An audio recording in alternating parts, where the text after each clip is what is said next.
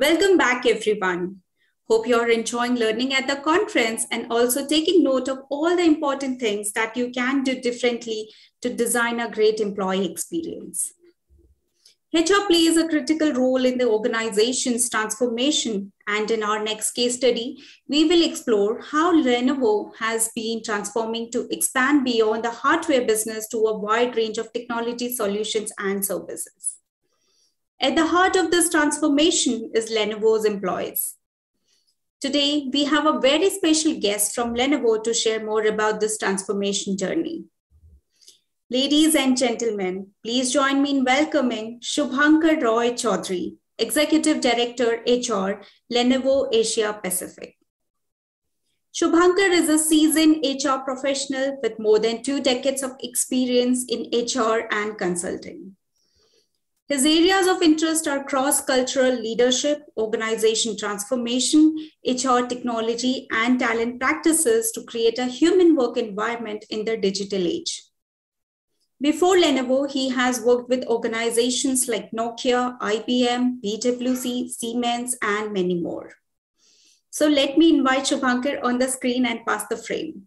Welcome, Subhankar, and over to you. Good morning and good evening, everyone. Thank you, ETHR World, for inviting me to this platform. I'm going to be talking about a very exciting topic today, which is the role of human resources in driving organization transformation. Lenovo as a company has been on a path of transformation for many, many years.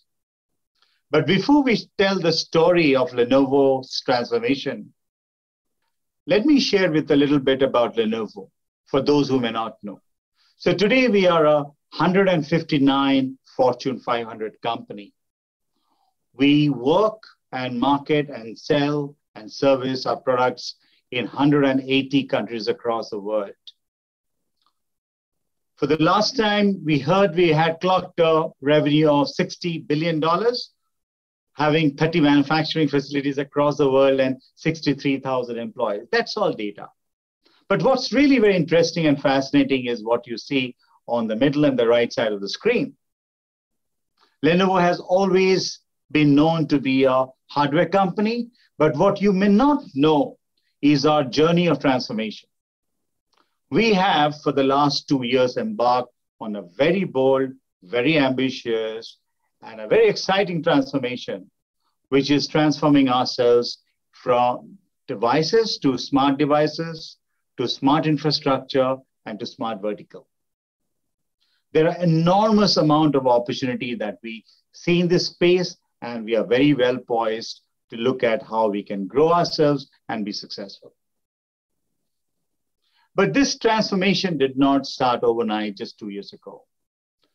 The transformation started much, much longer. What we call as 4 decades of transformation. If you look back to the history of transformation of Lenovo, in 1994 to 2004, this was the first era of transformation. So which is where Lenovo released and sold its own branded PC and became the top brand in China with a market share of 30%. Following which, in 2004 to 2014 came the second phase of transformation. Lenovo acquired IBM's PC business and started its journey of globalization. And very soon, it became the #1 personal computer company in the world. And then 2014 and to 2018 was our third phase of the transformation, which is where we acquired IBM's System X business and Motorola devices. And we moved from a single business to multi-business across the world, from a single product category to a multi-product category across the world. And further, that gave us a much more appetite, knowledge, and ambition to transform ourselves beyond devices, which is our fourth phase of the transformation, which started in 2019, which is we unveiled our 3-year strategy, which is how do we transform ourselves from being an intelligent devices company to go beyond devices and have smart services, smart infrastructure, and smart IoT.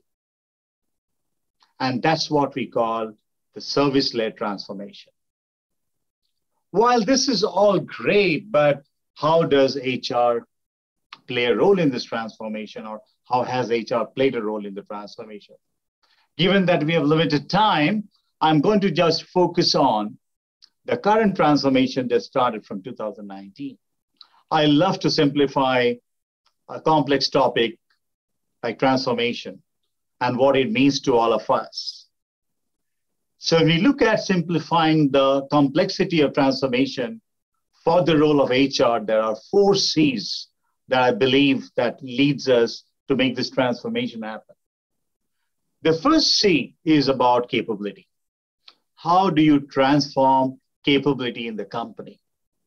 Capability can be done in many ways. You can buy capability or you can build capability. And we'll talk a little more about how do we transform capability.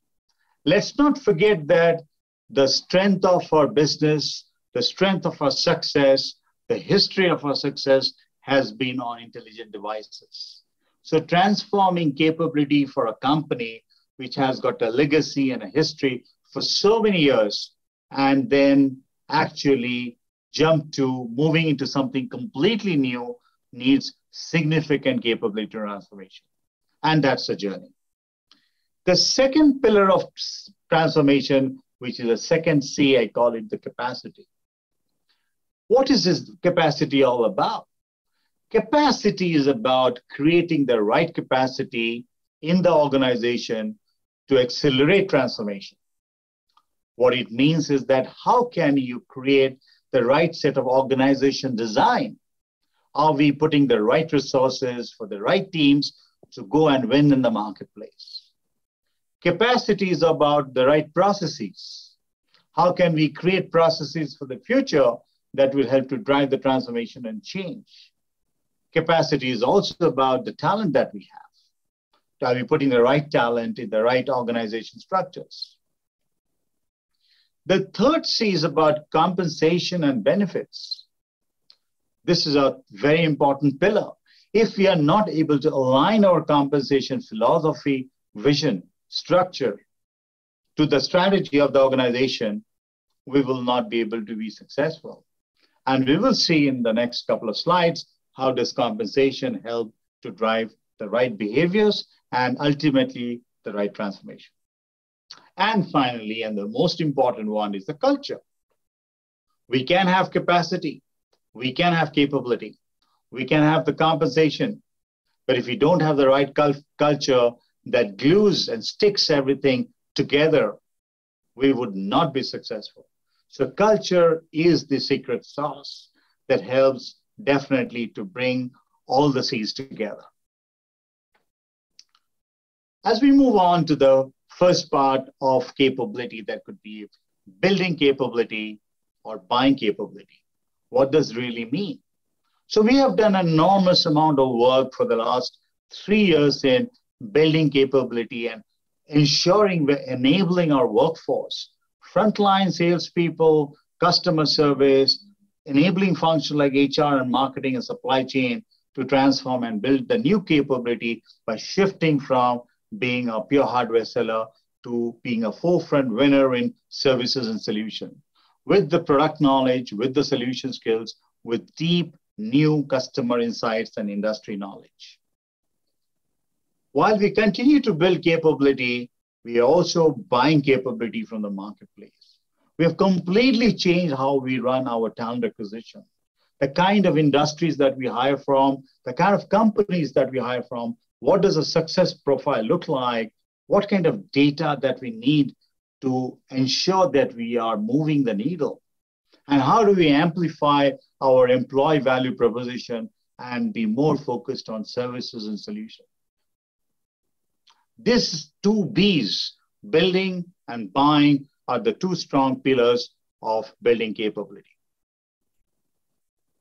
Next, we look at the capacity.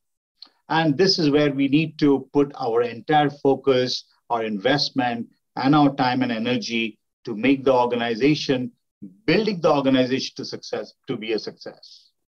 This calls for a complete reviewing the organization design.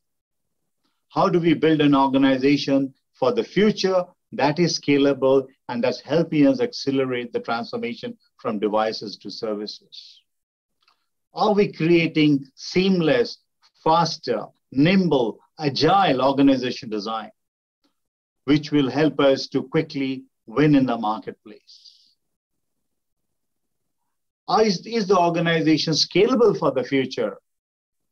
Because we also have to ensure we have a current business to run while we keep building the organization for the future. It's a delicate balance.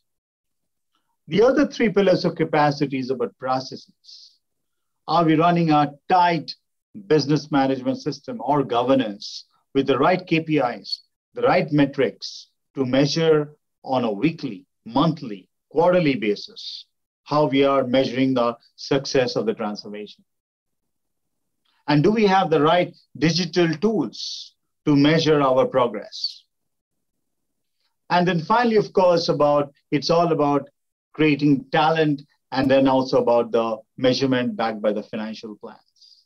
Our financial goals are very clear that we have to reach a particular top line and bottom line milestone by year 1, year 2, and year 3.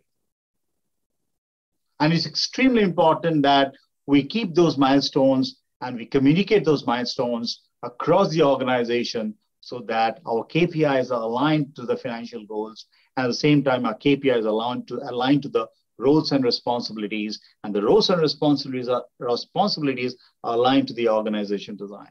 So this is really how we build the capacity in the organization to go and lead and make the transformation happen. The third one is about compensation, because while we have created the capacity, we have created the capability, if we don't have the right compensation structure, if we don't have the right incentive structure, if we don't have the right reward and recognition structure, we will not be able to drive the right behavior. So we have remodified our sales compensation plan. We have created new cross-business unit groups compensation plans that helps to bind different businesses together, that helps to bring the solutions and services to the end customer. We do also have a significantly ramped up our governance and communication around compensation, because any change in compensation is not always easy to understand, not always easy to comprehend, and finally drive to earn more money through the new compensation plans. So doubling down on governance and communication becomes extremely critical. And then comes the culture, because culture is, as I said, is the secret sauce. And culture is so powerful to ensure that every part of the business is strongly aligned to the mission critical goal of transforming to service-led transformation. And culture can manifest in different ways.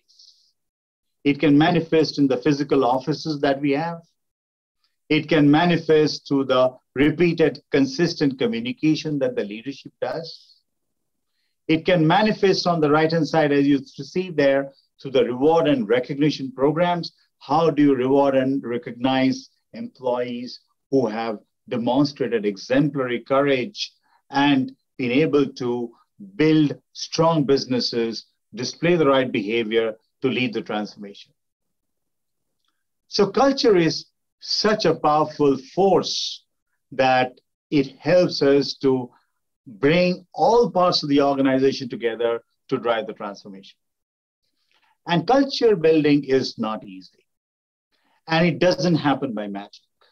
It needs strong execution focus, it needs a detailed plan, and it needs, most importantly, very strong leadership ownership leading from the top. As we look at transformation, while this was not a part of our original goal, but COVID hit us. So the fifth C that we added to this whole program is about care. And without being a company that cares, we will never be able to achieve what we want to seek to achieve. Happy employees lead to happy customers.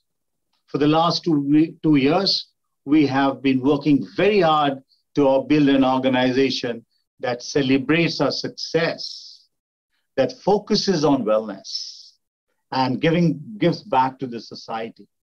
So under the pillar of care, we have the people first celebrate, the people first well-being and wellness, and the people first giving back to the society.